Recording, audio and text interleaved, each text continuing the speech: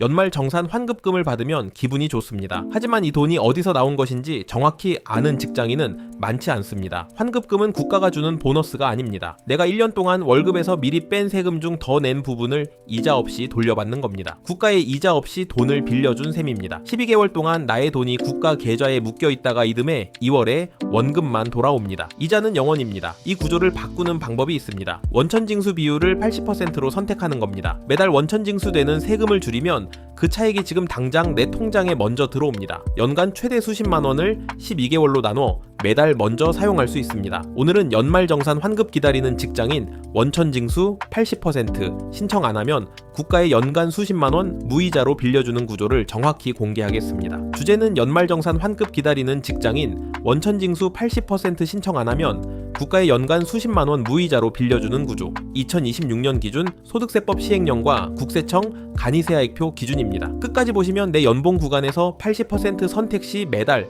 얼마가 먼저 들어오는지, 어떤 직장인이 이 선택을 하면 위험한지가 보입니다. 먼저 연말정산 환급이 내 관합세금인 이유와 무이자 선납 구조의 실체를 봅니다. 직장인의 소득세는 월급이 지급될 때 미리 공제됩니다. 이것을 원천징수라고 합니다. 국세청 간이세액표에 따라 매달 예상 세금을 계산해서 먼저 떼는 구조입니다. 간이세액표는 연간 세금을 월 단위로 나눈 기준값입니다. 문제는 이 예상치가 정확하지 않다는 겁니다. 연말정산은 한 해가 끝난 뒤 실제 공제 항목을 반영해 정확한 세금을 다시 계산하는 절차입니다. 미리 뗀 세금이 실제 세금보다 많으면 차액이 돌아옵니다. 이것이 환급금입니다. 환급금의 실체는 내가 1년간 국가에 이자 없이 빌려준 돈입니다. 1월부터 12월까지 매달 월급에서 더 뺀 금액이 국가 계좌에 쌓여 있다가 다음해 2월 연말정산 결과에 따라 원금만 돌아옵니다. 그 12개월 동안 이 돈을 내가 먼저 가지고 있었다면 어떻게 됐을까요? 은행 이자, 적금, 부채 상환 중 하나로 활용할 수 있었습니다. 그 기회를 무이자로 국가에 넘기고 있는 겁니다. 원천징수 비율을 조정하면 이 구조를 바꿀 수 있습니다. 매달 떼는 세금을 줄이면 그 차액이 지금 당장 내 통장에 먼저 들어옵니다. 간이세액표 80, 100, 120% 선택의 의미와 기본값이 100%로 설정된 이유를 봅니다. 소득세법 시행령 제194조는 근로자가 원천징수 세액을 간이세액표 기준의 80%, 100%, 120% 중 하나로 선택할 수 있도록 규정하고 있습니다. 이 선택권은 법으로 보장된 권리입니다. 기본값은 100%입니다. 별도 신청을 하지 않으면 자동으로 100%가 적용됩니다. 대부분의 직장인은 이 선택지가 있다는 사실 자체를 모른 차에 매년 100% 기준으로 원천 징수를 당하고 있습니다. 80%를 선택하면 어떻게 되는가? 간이세액표 기준 세액의 80%만 매달 원천 징수됩니다. 나머지 20%는 연말 정산 때 한꺼번에 정산됩니다. 공제 항목이 충분하면 이 20%가 공제로 상쇄되거나 환급이 발생합니다. 공제 항목이 부족하면 추가 납부가 발생합니다. 120%를 선택하면 반대 방향입니다. 매달 더 많이 내고 연말 정산에서 환급을 더 크게 받습니다. 연말에 세금 추가 납부가 두려운 직장인이 선택하는 방식입니다. 100% 기본값은 국가 입장에서 가장 안전한 설계입니다. 세수 흐름이 안정적으로 유지되고 연말 추가 납부 분쟁도 줄어듭니다. 납세자가 직접 요청하지 않으면 국가에 유리한 기본값이 그대로 유지됩니다. 연봉 4천만원, 5천만원, 7천만원별 월 세후 급여 차이를 직접 계산합니다. 원천징수 비율을 100%에서 80%로 낮추면 매달 수령급여가 얼마나 달라지는지 구간별로 봅니다. 연봉 4천만원 기준입니다. 월 급여 약 333만원, 간이세액표 기준 월 원천징수 소득세는 본인 1인 기준 약 8만원에서 10만원 수준입니다. 80%를 적용하면 월 약 1만 6천원에서 2만원이 덜 공제됩니다. 연간으로는 약 19만원에서 24만원이 먼저 내 통장에 들어오는 구조입니다. 연봉 5천만원 기준입니다. 월 급여 약 436만원, 간이세액표 기준 월 원천징수 소득세는 본인 1인 기준 약 16만원에서 20만원 수준입니다. 80%를 적용하면 월 약 3만원에서 4만원이 덜 공제됩니다. 연간으로는 약 36만원에서 48만원이 먼저 내 통장에 들어옵니다. 연봉 7천만원 기준입니다. 월 급여 약 583만원, 간이세액표 기준 월 원천징수 소득세는 본인 1인 기준 약 35만원에서 45만원 수준입니다. 80%를 적용하면 월 약 7만원에서 9만원이 덜 공제됩니다. 연간으로는 약 84만원에서 108만원이 먼저 내 통장에 들어옵니다. 이 금액을 1년 동안 적금에 넣거나 대출 이자를 줄이는 데 쓰면 실질적인 운용 이익이 발생합니다. 환급을 기다리는 것과 미리 쓰는 것 사이의 차이가 여기서 만들어집니다. 80% 선택이 유리한 직장인과 위험한 직장인을 분류하는 기준 4가지를 봅니다. 원천징수 80%가 모든 직장인에게 유리한 것은 아닙니다. 연말정산에서 추가 납부가 발생할 가능성이 높은 직장인에게는 오히려 위험합니다. 본인이 어느 쪽인지 먼저 판단해야 합니다. 80% 선택이 유리한 직장인 조건입니다. 첫 번째, 신용카드, 체크카드 사용 금액이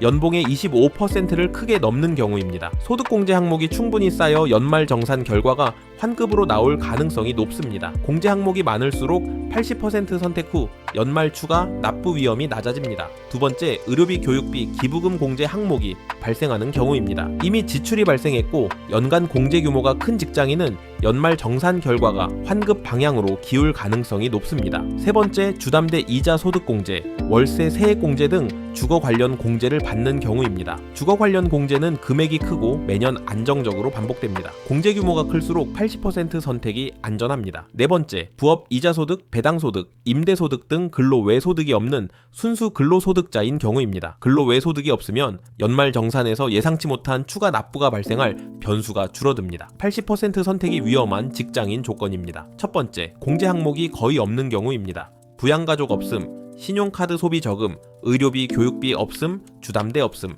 이 경우 간이세액표 100%도 실제 세금보다 적게 거칠 수 있습니다. 80%로 낮추면 연말 추가 납부가 커집니다. 두 번째, 근로외 소득이 있는 경우입니다. 이자소득, 배당소득, 사업소득, 임대소득이 있으면 종합소득세 정산에서 추가 납부가 발생합니다. 여기에 80% 원천징수로 줄어든 세금까지 더해지면 연말 납부 부담이 이중으로 쌓입니다. 세 번째, 연봉이 연중에 크게 증가하거나 상여금이 큰 경우입니다. 상여금이 포함된 월에는 간이세액표 기준이 달라집니다. 연간 실제 세금이 예상보다 커질 수 있어 80% 선택 후 추가 납부 리스크가 올라갑니다. 네 번째, 연말 추가, 납부 자금을 별도로 준비하지 못하는 경우입니다. 80%를 선택하면 매달 조금 더 받는 대신 연말에 한꺼번에 납부할 금액이 생길 수 있습니다. 현금 흐름이 빡빡하다면 이 방식이 오히려 부담이 됩니다. 신청 방법, 신청 시기, 연간 변경 가능 횟수와 주의사항을 봅니다. 원천징수 비율 변경 신청은 복잡하지 않습니다. 회사 급여 담당자에게 원천징수 조정